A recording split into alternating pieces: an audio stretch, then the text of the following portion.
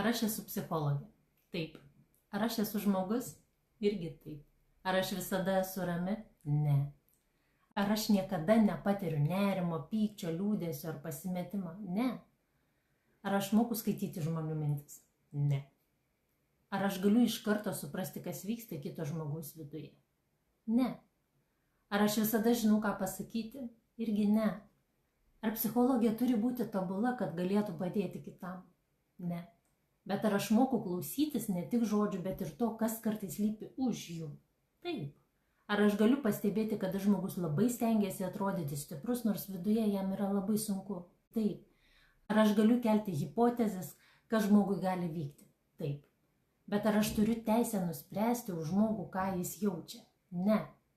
Ir man atrodo, kad čia yra vienas svarbiausių dalykų apie psichologo darbą.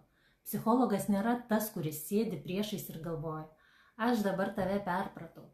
Psichologas labiau yra žmogus, kuris sako, pabandykime kartu suprasti, kas čia vyksta. Kartais aš galiu pastebėti įtampą balse. Kartais tyla ten, kur norisi apsiginti, kartais šypsena ten, kur iš tikrųjų labai skauda. Bet net tada aš nesakau, tu tikrai dabar jautiesi taip. Aš klausiu, ar gali būti, kad čia yra daug įtampos, ar aš teisingai tave suprantu, kas tau pačiai arba pačiam atrodo tiksliausia. Nes mano darbas nėra būti visažinė. Mano darbas yra kurti erdvę, kurioje žmogus po truputį gali geriau išgirsti ką? Save.